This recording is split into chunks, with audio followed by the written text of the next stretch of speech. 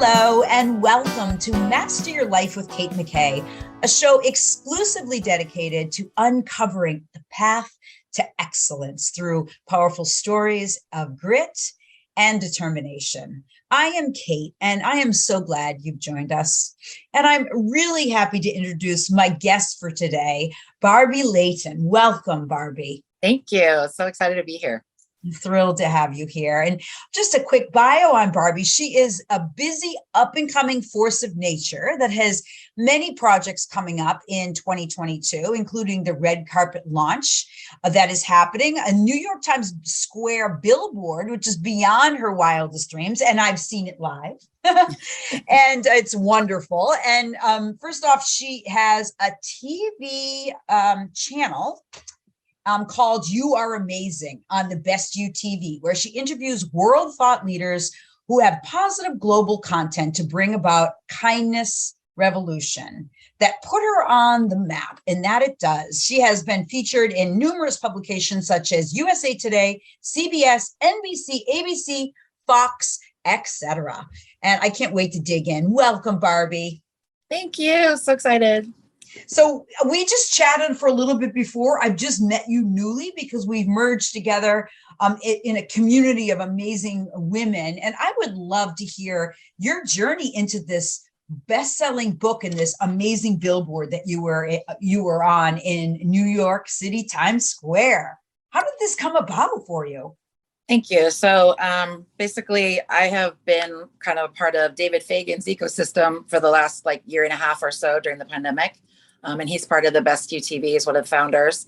And he just thought that Rhonda and I would click in the sense of where, I mean, as you know, she's just fiery and she's just such a bombastic personality. She's a one of a kind. So he just said, this might really be something that you might want to have a chat with her. And we ended up just really clicking. I love her maverick attitude in the sense of where all the things that she's done, and the fact that she's, of Cherokee Indian descent. I think that's amazing. She really honors her ancestors with the things that she does, just kind of coming into the Unstoppable Branding Agency ecosystem and world. But it was still, I think, really that having the opportunity to really kind of dive deep as to how a lot of, for us, we go from kind of so my chapter is called From Tragedy to Triumph Through Service and Gratitude. And it is my story ultimately about how, by having had a chronic illness that was officially diagnosed in 2016, that I experienced almost my own pandemic before the pandemic happened, of where I got kind of sidelined by life and certain things.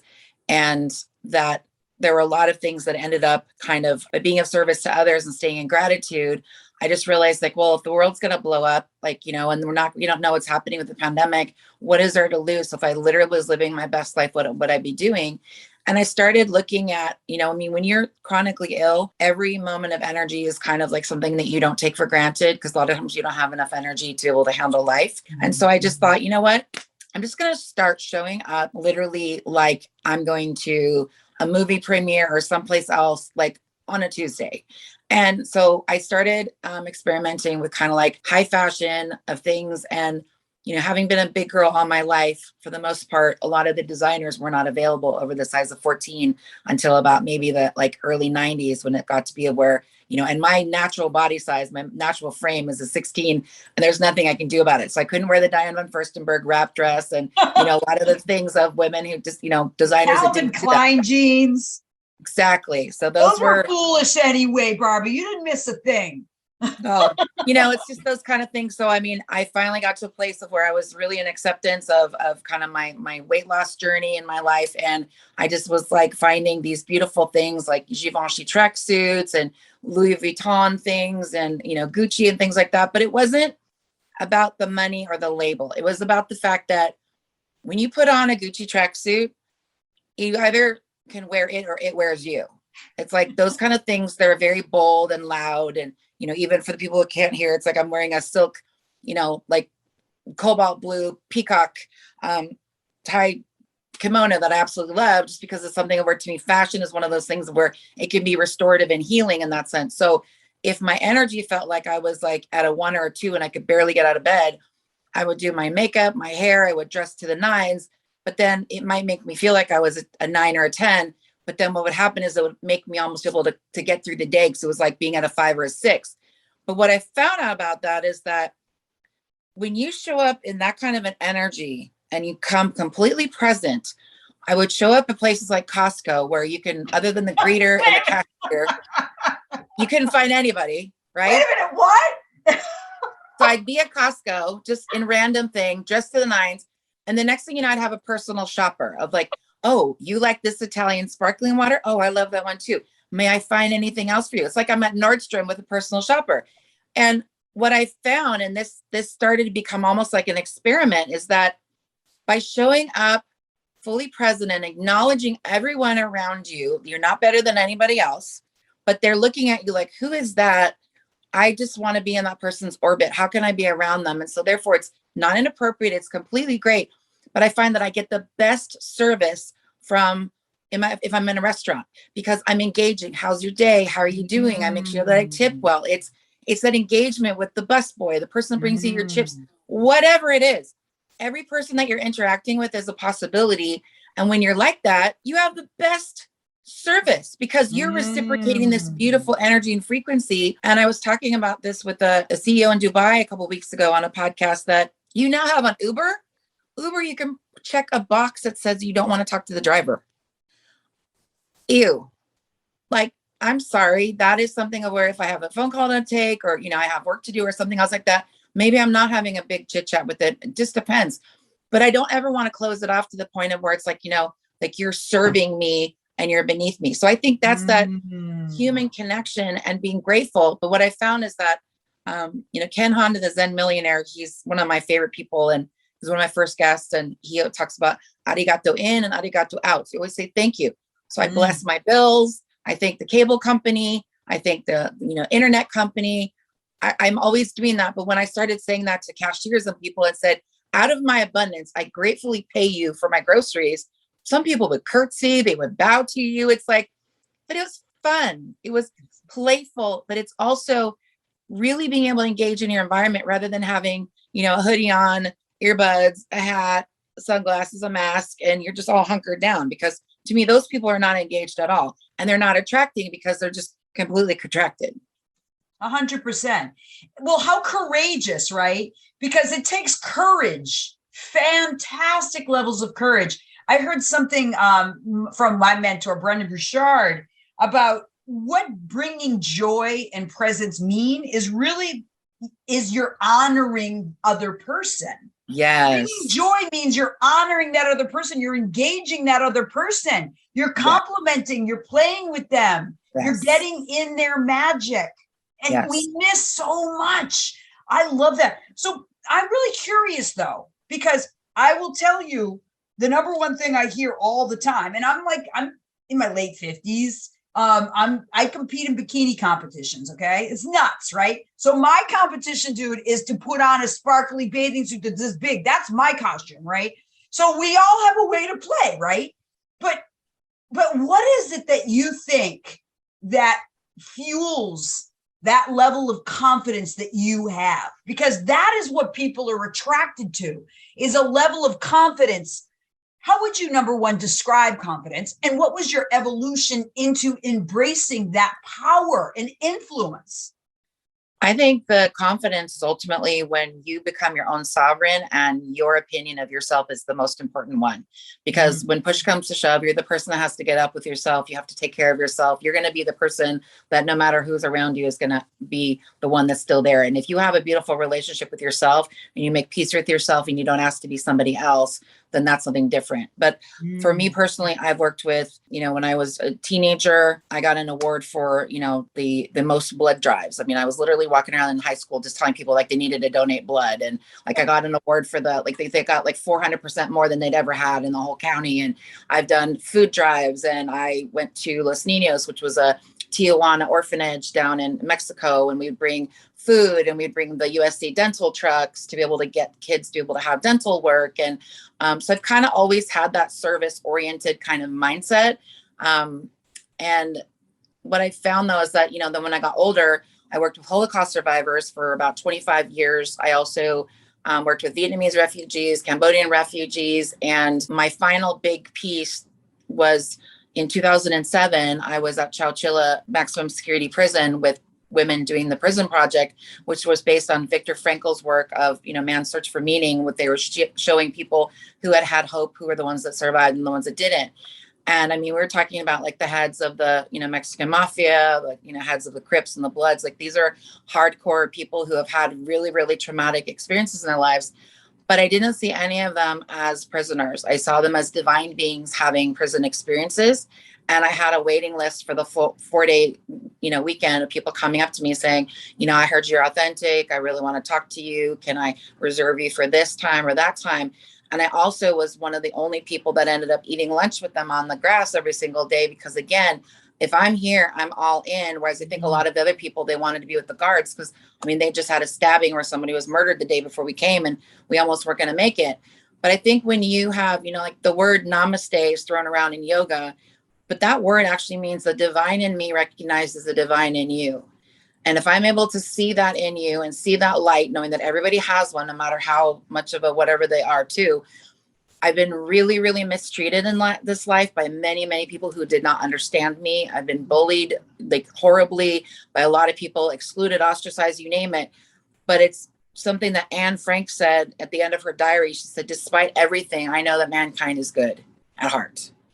And to me, and it almost just makes me tear up, is that when you've seen the worst of people and the best of people and you can love them anyway, that's where the true humanity comes in the sense of where there is that confidence, because you're exuding this emanation of just saying, I've been through it.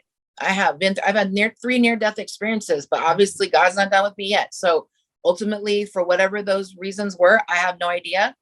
But I'm here because I also want to inspire other people to see that you can go through hell and back, and then not only come back in a more strong way, but you can come back and you can thrive. Woo! Preach it, girl. Holy smokes. I have like a million things. I always bring that up, that namaste expression too. And I always say, listen, we hear namaste, the light in me, but do you know, like the other part of that is the light in you sees the light in me, and together we walk each other home. Yes. We are all walking each other home. So how would that serve you if you were eating lunch somewhere else? We're all walking each other home. There's nothing more beautiful than that, and nothing more honoring, certainly in my life, than that. And I'm just so grateful for that story. So powerful. I'm just so curious about you exude this extraordinary level of sensitivity. I hear it emotionally in you. And yet, how were you able to grow? Life is hard. And I know you've been through a lot of trauma and you've had a lot of challenges. I'm just wondering, how did you create this protective, healing space around you so that you could survive, Barbie? I think there have been a lot of times in my life where it was very easy to close up shop and become very guarded and put those walls up. And, you're a high performance coach, and I have a master's in spiritual psychology. So a lot of clients I've worked with, a lot of that is too, where you just have some people, it's like, they don't just have a wall up. It's like, it's in a castle and in a moat, and there's a drawbridge. There's a couple of guys with like cannons, and there's alligators in the thing. I mean, it's like some people they fortify, the word fortify. Fort around it, legit fortify it majorly. And there's been times where to me, I felt like, okay, it's fine. I will just retreat and be by myself. And, people don't understand me or whatever, because that whole thing of where most people's issue is that they're not enough. My issue has always been that I'm too much, and that people can't handle me. Mm-hmm. And that's where when you're literally just blasting it out, but you're just being you. And so, that's the part that's an important part too, of where you find that, Marianne Williamson quote about how you're not really afraid of your, inabilities to do things. You're really afraid of how powerful and how much light you can shine. But if you know that your light illuminates and gives other people permission to do that too, then you pretty much start to open it up. So I kind of equated to, again, with the pandemic, that I knew that I couldn't just sit at home and watch Netflix and do a bunch of stuff like that. It was like, okay, you know what? This is what happened. All work went remotely. I'm going to start really, really focusing on how can I be of service? How can I connect? That was when Zoom was still kind of really brand new. And so I just literally said to my guys, I said, I'm opening myself up to, I will say yes to whatever it is, provided that I'm funded and I'm kept safe. And from that perspective, I consciously open up my frequency on a regular basis. I consciously connect up, I connect down, I connect out, and I literally push out in the sense of where I'm magnetizing and attracting everything that is meant for me. And from there, I've manifested in the last 2 years just some of the most miraculous things that are, I mean, even like the billboard. It's like, it's so, fantastical. So I came up with this new phrase because some of it sounds crazy and then others of it sounds amazing. So I'm just like, it's crazy amazing. Everything's just crazy amazing. It's crazy amazing because it's beyond the comprehension of, I mean, sometimes I talk to people and they're like, I can't even relate to what you're talking about. And it's like, it's okay.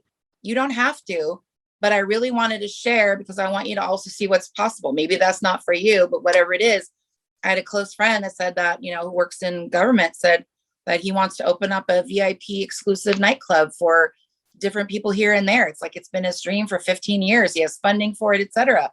But until I told him about how I was going for my dreams, he's never shared that because it's like, it's so close to his heart. But I'm like, oh my God, you should totally do it. Let me see if I can find people that can help you with, what it's just, it's that beautiful thing. And so from there, I realized that one of my superpowers is I'm a super connector. So I'm like, oh, you need to meet this person, ping, ping, ping, ping, ping, ping. And I'm sure you're the same way.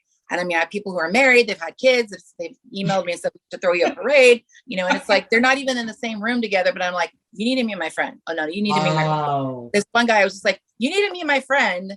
And I was at a singles retreat and I wasn't trying to hit on him, but I just said, you need to meet my friend. He's like, okay, fine. I'll take your number. And they've been married for like 15 years with 2 children and, the picket fence. So wow, Barbie, I'm single, just for an FYI.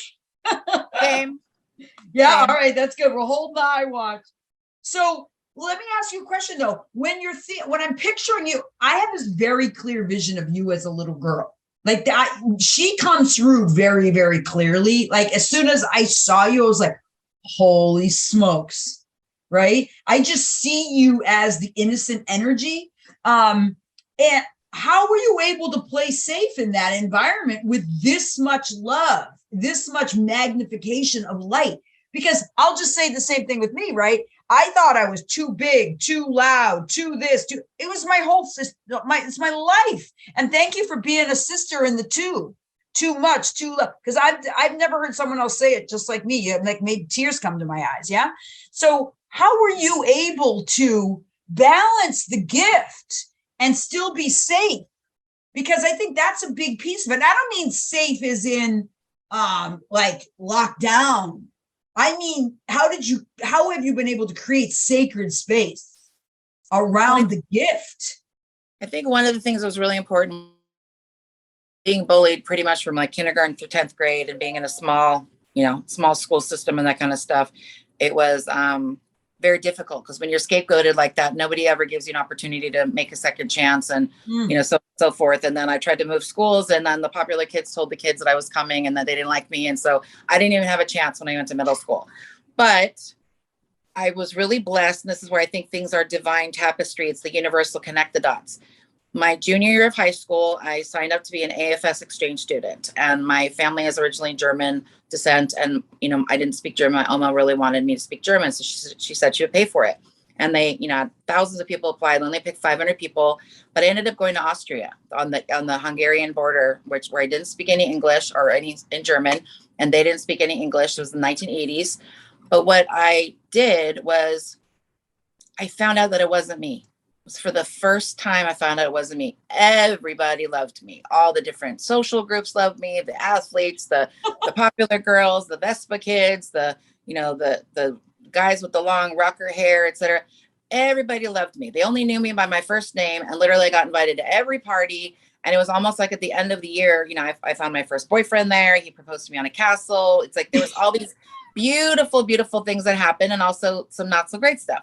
But at the end of it, I had 200 people who did not socialize with each other. And there were all these different cliques in my party saying goodbye to me. And then apparently after that, they all still continue to hang out because of the fact that I had brought them together and shown them what they had in common, which to me is almost like a little peace mission in that little area.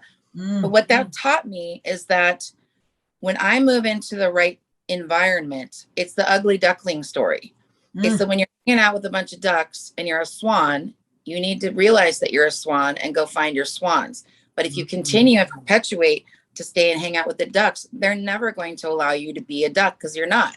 And you have all of these small towns all around the United States of America, where, I mean, Hollywood is a perfect example of that. You've got the most beautiful, most talented, most whatever person out of these small towns, and they all go to the, you know, the college football. They go to Hollywood to, you know, because they're the actor. I mean, almost when you look at Los Angeles, it's the top 1% of like almost all of these small little towns that all decided that they needed to move because the people couldn't necessarily relate to them. And so I think the safety that you create is becoming one with trusting in your inner guidance, no matter what. And for me, knowing that it's never let me down. And it's something of where, even when I get into a place where they call the upper limits, of where you feel like you can't stretch any longer. And I had an upper limit day on Sunday for sure, like, ooh, but it's still, by being able to stretch into that bigger space, I now feel like in this time of my life, I've been embraced by all sorts of people all over the world, you know, some 6, 7, 8 figure, you know, well-known, et cetera. It doesn't matter, because I don't see people transactionally. I don't see them as to what they can give me, what they have, or who they are. I see them as heart to heart. And if they're good people, I embrace them and I welcome them in. And if they're not, and I see their, you know, kind of their illusion type of piece in their lives, I will just kind of step myself away from that as well. So I think that part is an important thing, of where when you see everybody as soul and you don't see people as like, you know, good, bad, et cetera. Like even on my show, it's like, I don't allow religion or politics. We don't talk about it, because to me, it polarizes people and it puts people in their different corners. And I don't care. I don't need to know who you voted for. I don't care about your political view. If it doesn't have anything to do with you and me and the way we're interacting, I like the laissez-faire, like you do you, boo, and let me be me. Exactly. That's you know, it's really funny. When I did that, ran my interview on NASDAQ, and they ran it on Fox, and someone messaged me and said, I can't believe that you're, you know, whatever religion, I mean, whatever politics. I can't believe it. Like, and I was just like, wow. I was just like, my calling is far above any political affiliation, babe. Love and light, right? So I was offended, but then I was like, wow, there's nothing to do with me, right? Because that's the frequency. Yes. That's the frequency. So I agree with you. It really is your tribe. It absolutely is. Did you have someone that saw your brilliance as a young person? 12 years old, there was a famous talent agent named Horace Height from the 1950s. And there were 500 people that auditioned for 50 spots in a talent show. So I'm a singer, and I sang You Light My Life from Debbie Boone. Oh my goodness. Ended up going flat in a few notes, which is kind of funny. But the rock band for that night at the fair didn't show up that night. So it was like 10,000 people that all just slammed into this auditorium. So, I mean, I am on stage at 12. And then when I was 18.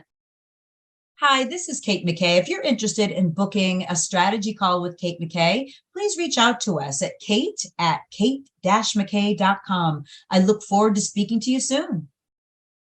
I moved to the Valley, and I had a talent scout who just said, you have it. He's like, you have it. I want to put you in movies. But because I was going to high school, every time they called me in the morning, my mom would pick up and say, she's going to high school. She's going to high school. So that wasn't calling. And then in my 20s, you know, being a plus size person, it's like I had some people who asked me to do plus size modeling. So I did runway shows, and, you know, in front of like a few thousand people. And, you know, you have to be super fierce. I mean, if you're doing bikini modeling and contests, you know exactly what that feels like. It's like all eyes on you. But, and then I was supposed to be the face of a lady's catalog, but she ended up, I guess, going bankrupt, and it wasn't my time. But it's still, I've seen kind of these brushes with different kinds of things that have to do with the media, and they weren't kind of like right. But now to me, it's like the best part that I like is the fact that I'm basically being paid to be me, and I'm pretty much getting the opportunity to come out and share my authenticity, and just kind of, like David Fagan says, in Hollywood and the media, they was looking for just a little bit of kooky, just the right amount of kooky. And I would say I definitely am a little kooky, and I'm okay with it. Right, exactly. But you're so grounded, though. I mean, that's the thing too, is that you're so obviously brilliant and grounded and have done your work. And it's your evolution is clear. It's very grounding. It's pretty amazing to see. So what has been your journey from to this place of abundance? Well, I think that for me, I grew up in Malibu, so I was always kind of wealth adjacent. We used to just run around all the time. You'd see Pamela Anderson, and you'd have my grandfather was friends with Hopalong Cassidy and Shirley Temple, and Mae West's chauffeur used to come up to the hill all the time because she couldn't cash her own checks because they didn't think that was actually her. And then Farrah Fawcett was running around all the time. And so it's just like, you just got really used to seeing Johnny Carson or Jack Nicholson or whomever. But I always had this concept in the sense of where I loved to give money. It was always something of where, to me, it's like, I always felt like there was going to be more. And it didn't necessarily end up being that way. And I mean, I ended up filing bankruptcy in my early 20s because I didn't understand money. Like the relationship with it was like, I know this can sound so like dim-witted, but I remember thinking when I'm in my 20s, like, but wait a second, I have more checks in my checkbook. Why can't I just keep writing? It's like Monopoly, isn't it? Yeah, it's like there's more text in here. And I mean, it's just that naivete that I just have to look back at that like younger version of myself and like, oh, it's okay, boo. Like, you learned your lesson. But it was still, I was one of those kids that I would get a $5 allowance for whatever I do. And I always wanted to spend it on other people. It's like I'd buy candy or ice cream or other things like that.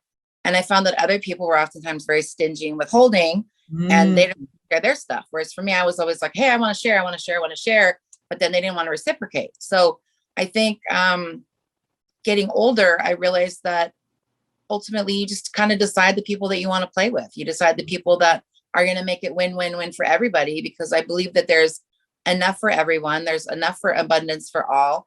And, there's been so many times in my life, I worked 4 and 5 jobs sometimes during college, and, like sour cream on a bean burrito at Taco Bell was like you have the extra 20 cents or whatever it costs. I mean, I've been through it, Top Ramen with Taco Bell free hot sauce packets. I mean, that's the part of where a lot of times people think we're, oh, you're successful now and you've had all that kind of stuff. It's like, yes, but I've been through the struggle. I know what it's like.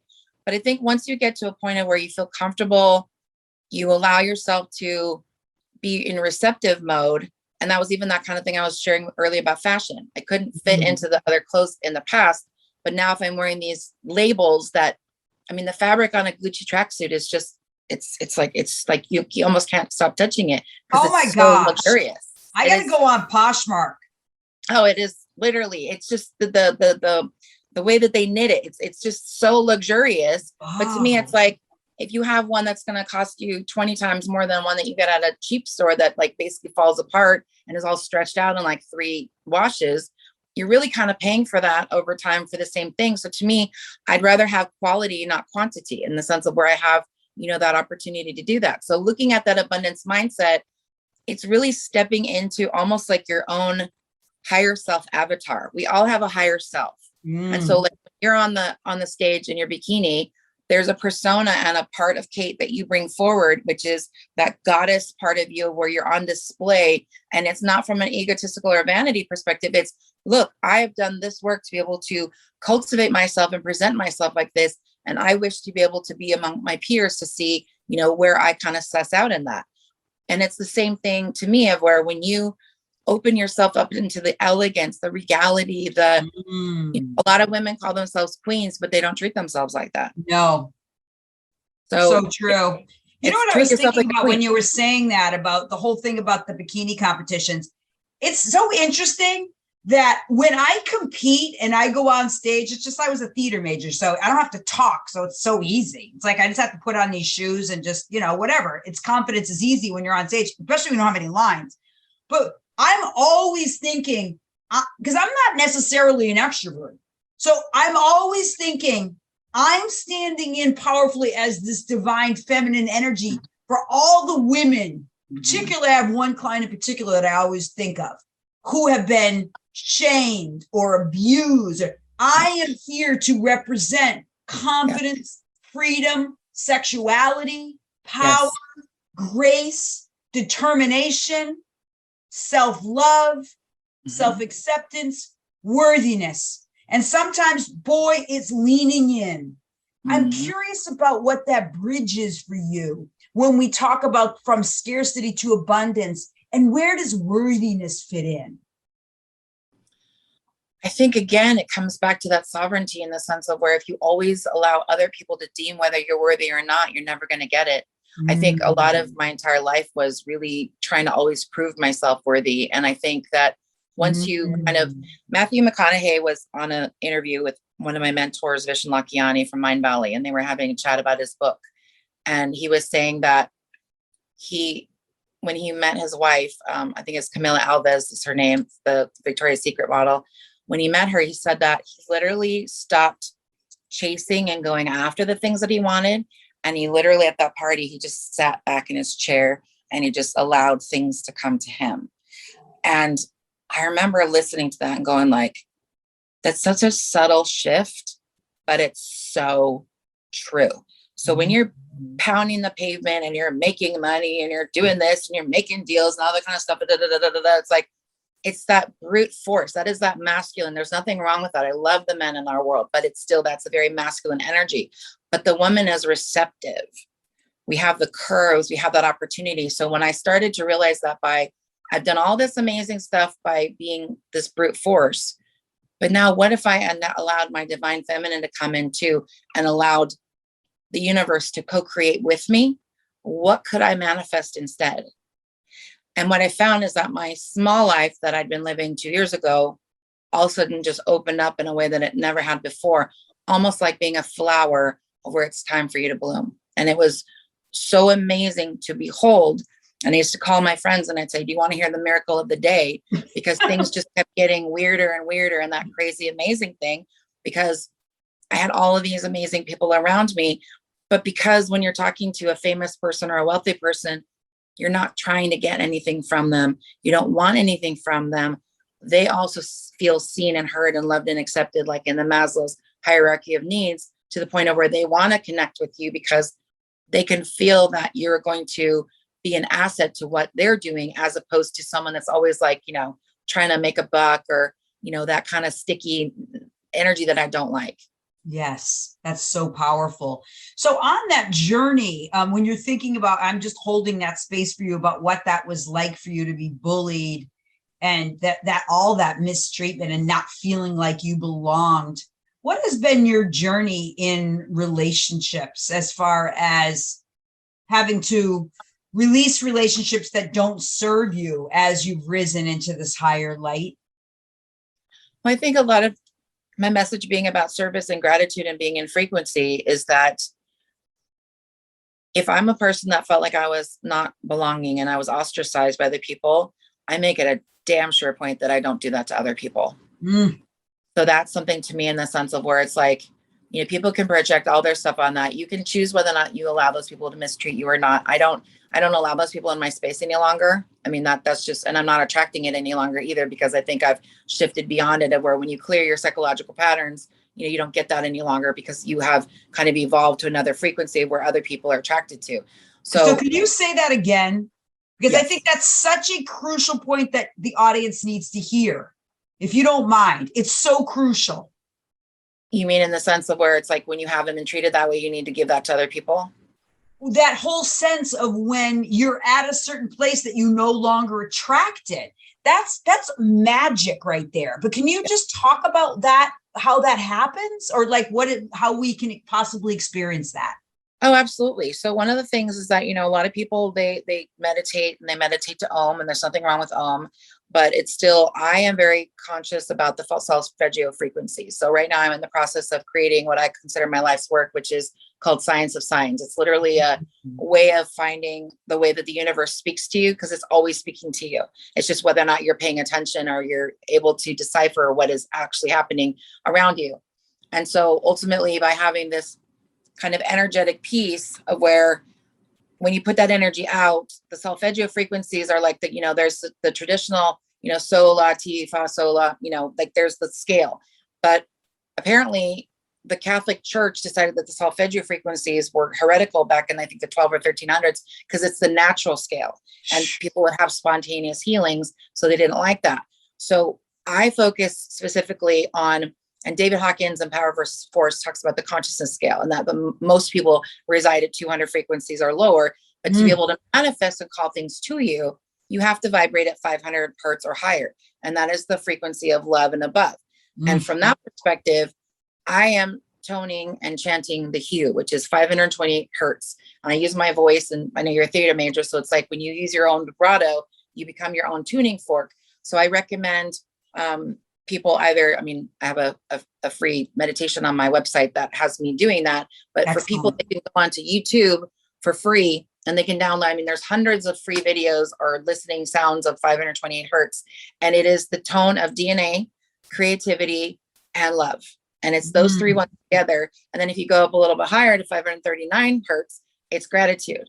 So if you're consciously imprinting your frequency and you're realigning and resetting yourself to that frequency each time, are you going to have bad moments? Are you going to have bad days? Are you going to have times when you're angry and upset and whatever else? Absolutely. But if you can then reflip, reset, rewire, and you're intentionally doing that constantly, what I found is that by doing that, the inner critic starts to get really, really, really soft, where you're not hearing it anymore because you bring it and integrate it forward with you. I think a lot of people's inner critic, and mine in the past too, is so deafening. People can't even do anything other than follow it because it's like, it's just so loud and it's constantly talking to them and telling them what they should or shouldn't do. But when we then kind of shed that and allow that 528 hertz to come in, you know, it only has to be like 20 minutes a day. It doesn't have to be that you're sitting on a, you know, mountain for 8 hours, you know, lotus position. It's something that can be listened to in the background or whatever. But by doing that, I just do the hue, and I use that with my clients. I use that with myself. I use that with a lot of people. And I've just found that people, like, within 30 days, they start to see like different things happen for them, or all of a sudden things that they wouldn't even have thought about. All of a sudden it's like, oh, I got this, or this happened. And I've done, part of my course too is that I've done experiments with packages of where I will actually send that frequency into the package. I hug the package, I love on it. And then I literally have the other person who's receiving it. One last year was in London, one was in Florida. I have the other person, you know, I take a picture of the package. I have them look at it and print the hue into that package too. We send love there. Those packages flew. And that was during the pandemic when they were having a lot of like delays for things. So I think there's the intentionality of these things of where I believe that the universe is playful. The more we stay in childlike wonder and we suspend disbelief and we keep playing with different aspects of ourselves and bring that out, the more it's almost like the universe will have this push pull with you of where it just then becomes really, really fun. And you're creating this game for yourself, and you don't have to be strapped up to a virtual reality goggles or a device to do that. Or drugs or alcohol or whatever else. You know, it's just so funny because I've always like bringing joy and laughter because I'm so in a childlike state of wonder that things just crack me up. I'm really grateful that you brought that whole idea of frequency. I listened to binaural beats almost incessantly after my son passed, and it was the love frequency. It was just like I would sleep with it because they have the ones that you can just sleep through. And it was like the only thing. And I even did that last night when I wake up and I'm like, oh, I need to shift the frequency. I listen to binaurals quite frequently. And I'm so grateful that you brought that up because I always thought, geez, I'm weird, you know, that I'm like, I think this really like legit, like calms me down. And it saved me in many, many ways. I would say to you, that was probably the top one or two modules, more modalities of my healing was sound vibration for sure. It really truly was. That's beautiful. And I think too, like one of my idols of all time is Nikola Tesla. And he talks about the whole universe, basically vibration, frequency, and sound. And so if you have basically the light and sound is what makes everything in the universe come together. And the other part too, that's beautiful about that I intuitively feel is that, you know, like you will see ghost stories and things like that. The spirit worlds and other beings can communicate with us on those frequencies. So therefore, when you turn the radio station to that one, and then you have your son on there too, that just reminds me, I don't know if you used to watch the Twilight Zone show, but back in the 60s, there was like this one thing of where this lady kept getting a crank call from somebody and she said, who is this? And she like hang up the phone and hang up the phone, hang up the phone. But then she realized a few days later that literally the telephone wire had gone down into the cemetery, and it was her husband in the plot who was phoning her, trying to get in contact with her. It's like, no, please come back. And she had missed him so much. But I think really it is that frequency that we have the opportunity to be able to really connect with things that are otherworldly or other things like that. And because that is a pure tone, of creation. I mean, even like the world, it's like we have the Schumann resonance of where the whole entire world and the axis has a sound. And when you listen to it, or you listen to, orcas, they all have like their wolf packs, they all have their own language, and there are all these different intonations. Trees. Trees even do. It's crazy and beautiful and magical, and it's science. I think that's the most powerful thing that people are just, and when we're looking at just the evolution, even of just our understanding of consciousness, it's due time. It's due time for us to be open and understanding this all comes together to create the brilliance of us as humans, and our love, and the way that we interact, and how we're here to be the healing and be the light for others. It's quite a journey. It's a beautiful journey. So I would love it if you would share where people can find you, and I will obviously share all of this in the show notes. Thank you. So I generally want to make it that people have an opportunity to connect with me on different levels. So they go to barbielayton.com. That's my website. They can download a free meditation, which is actually called Upgrade Your Frequency. And I do individual one-on-one soul print energy clearings. But for people, if that's not their price point, I also have co-founded a company called The Infinity Life. And that has opportunity where it's an 8-week course for people to clear their core wounds and find ways to reset their energy centers. That has a beautiful international community. And that's all group leaders that all have been trained by me. So that's the infinity.life. And then I have this Science of Science course that's coming up pretty soon. And then in the next couple of months, I'm probably going to start adding courses where I'll do live Q&As for people, because I think that once people can figure out how to decipher the signs for themselves, then tracking those and looking back, I have almost 10 years worth of signs that I've looked at, and I've been able to look at patterns and dreams and other things like that. And it literally has allowed me to guide myself of where it's a yes or it's a no, because literally divine is always speaking to you. But a lot of people, they just want to do like 111, or, oh, well, I saw a fox, so that must be sly or smart, whatever else. But ultimately, if fox is a symbol that, that was your grandfather's favorite animal, and that means your grandfather came, it's very different. So when you start looking at fox, I think it has to be personalized. It can't just be in some generic packaged box, because everyone is different. But that's something where, I think that would be so exciting I've trained people to do that already. And I think it'd be so exciting to see how people can use that in their businesses and their personal lives. And I don't know anybody else is teaching that. So those are coming up in the next month or so. That sounds amazing. Holy smokes, Barbie, unbelievable. I'm so grateful for this time. And I'm deeply grateful for the courage and the power and the grace and the heart that you leave, leading into the world. It's magical. It's really magical. I don't even know where this time went. Thank you so much for standing in the light for others, including me. I feel really blessed that I was able to share this time with you. Thank you. Well, it's totally an honor and privilege myself. And this is the part about where, when we do have the opportunity to be able to be presence healers, where we are able to light up for other people, the more people that turn on their lights, the more lighthouses we have around the entire planet, and the more we can shift things into, even if we shifted 1 degree, this whole entire world could shift in a lot of positive ways. And I believe that that's definitely possible, because there's a lot of people waking up. I agree. And we need the lighthouses. We need the light bearers right now more than ever. Well, Barbie, thank you so much. And I will be sharing, again, as I said, all of your contact information in the show notes. And thank you to the viewers and listeners of Master Your Life. I'm Kate McKay, and keep shining your light and sharing your brilliance with others. We need you here. You have greatness within you. Thank you so much. And continue to lean in and have a beautiful day. Have you gotten your copy of Claim Your Inner Warrior? It is my newest book, available now on Amazon. The book is directly geared towards men and the women who love them. Grab your copy today.